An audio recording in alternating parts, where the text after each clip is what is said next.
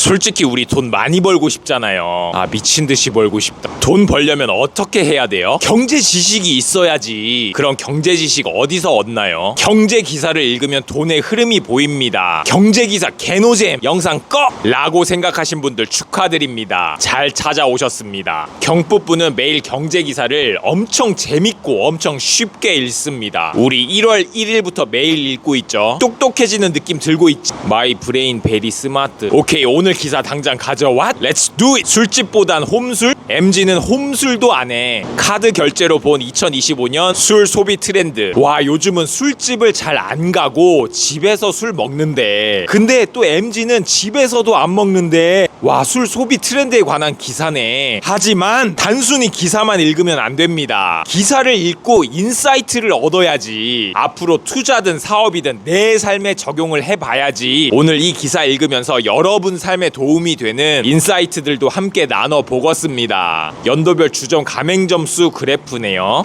2022년부터 25년까지 술집 가맹점 수가 훅훅 떨어지고 있네. 아니, 가맹점 수는 줄었지만 특정 술집에만 몰려서 오히려 사람들 술집 더 많이 갈 수도 있잖여.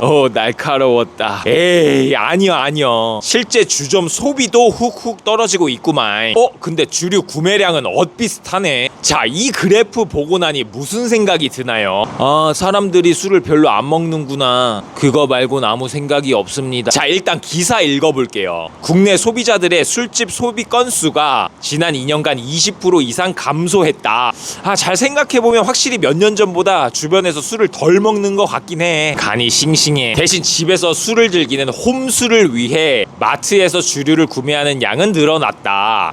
그래도 술을 먹긴 먹겠다는 건데, 이거 요즘 살기가 팍팍한데 술집은 비싸니까 마트에서 사서 집에서 먹는 건가? 뭐 이런 생각도 드네요. 이 그래프 한번 볼까요? 24년도에 대비해서 25년도에 술집 소비는 얼마나 늘었는지, 주류 구매는 얼마나 늘었는지를 보여주는데요. 술집 소비 증감률은 노란색이고 주류 구매 증감률은 갈색이네요. 20대, 30대부터 70대까지 연령대별로 구분되어 있네요. 와, 뭐가 눈에 띄어요? 일단 노란색 먼저 볼게요. 나이가 어릴수록 술집 가는 비중이 엄청 줄었네. 그리고 나이가 어릴수록 술도 구매하지 않네. 야, 요즘 젊은 친구들이 술을 안 먹기 시작했네. 60대와 70대 이상은 술집 가는 비중은 줄었는데 집에서 홈술하는 비중은 오히려 늘었네요. 이야, 홈술이라는 트렌드가 젊은 층의 트렌드가 아니고 시니어분들이 만든 트렌드였네. 지역별로 살펴보면 지난해 세종시가 전국에서 주점 소비 금액이 가장 많이 줄었대요. 아이고, 세종에서 장사하시는 분들 힘든 분들 많이 계시겠네. 세종이 젊은 인구 비중이 높잖아요. 젊은 친구들이 술을 안 먹으니 세종 사장님들이 타격을 받았겠구먼. 근데 이 기사를 보고 한국인들이 예전보다 술을 덜 마시고 있네. 특히 젊은 친구들이 안 먹네. 단순히 이렇게 생각하고 끝내면 안 돼. 한국인의 소비, 유통, 라이프 스타일이 어디로 이동하는지의 관점으로 생각해 보겠습니다. 이 기사에서 표면적으로 얘기는 안 했지만 그 안에 숨어있는 진짜 중요한 메시지가 있습니다. 술집이 줄어드는 이 현상은 장소의 이동이 아니라 사회적 기능의 축소가 아닐까 싶습니다. 여러분, 술의 기능이 뭐예요? 술 마시면 기분 좋아, 헤헤헤. 이런 기능도 있지만 술이 하던 사회적 기능이라는 게 있잖아요. 회식, 모임, 관계 유지 같은 거요. 대한민국에서 술자리는 단순 음주가 아니라 관계 유지 비용이었는데 그 비용을 더 이상 지불하지 않는 방향으로 구조가 바뀌고 있는 거예요. 왔다, 듣고 보니 맞는 것 같네. 근데 특히 MZ들의 주점 소비도 줄었고 주류 금액도 줄었다면서요. 그 뜻은 MZ는 술을 매개로 관계를 맺는 방식 자체를 덜 선택한다는 겁니다. 확실히 예전이랑 비교하면 분위기가 많이 바뀐 것 같긴 해. 그럼 MZ들은 술이 아닌 다른 어떤 방법으로 관계를 맺는지 잘 살펴보면 거기서 돈 냄새 맡겠는데, 예전에는 술자리 가면 소속감이 있었는데 지금은 그 소속감을 대체할 온라인 채널이 많잖아요. 술집이 줄어드는 건 주류 엄만의 문제가 아니라 사회 전반의 체질 변화로 봐야 합니다. 아니, 체질 변하고 나발이고 지금 장사해서 먹고 살아야 되는데 그럼 술집 사장님들은 어떻게 해야 해야 돼요? 자, 누구한테는 타격이고 누구한테는 기회로 다가올지 생각해 볼까요? 주점, 호프, 이자카야 사장님 입장에서 생각해 볼게요. 지금 이건 단순히 손님 줄었다를 넘어서 사회 트렌드의 변화란 말이에요. 이런 상황에서 안주 싸게, 소주 이벤트 이런 건 단기 연명은 돼도 구조적인 반전을 만들기는 쉽지 않을 것 같습니다. 살 길은 두 가지 정도이지 않을까 싶어요. 첫 번째로 술집을 경험제로 전환하는 거예요. 즉 술만 파는 게 아니라 공간, 분위기, 스토리를 판매하는 거죠. 아니면 두 번째로 초효율 모델로 가는 거예요. 작은 면적, 빠른 회전, 간단 메뉴, 작은 인건비 구조로 하는 거죠. 이렇듯 앞으로 주점은 프리미엄 경험형이거나 초저비용 효율형으로 양극화되지 않을까 싶습니다. 미래는 그 누구도 예측을 못하지만 과거의 데이터와 통찰력 있는 분석이 합쳐지면 예측의 정확도를 올릴 수 있겠죠. 그런 사람들이 부를 가져가는 거고요.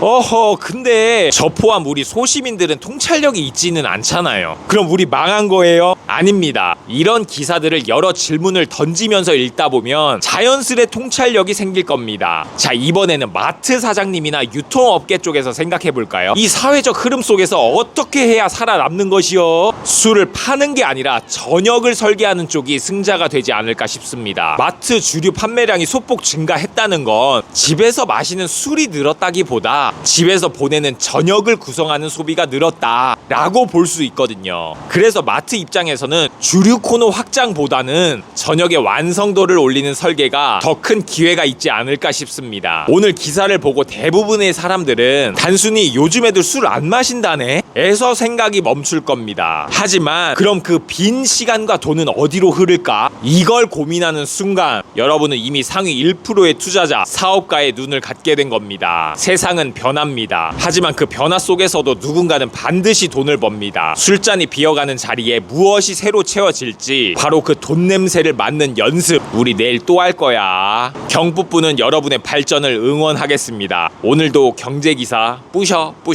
경뿌뿌뿌뿌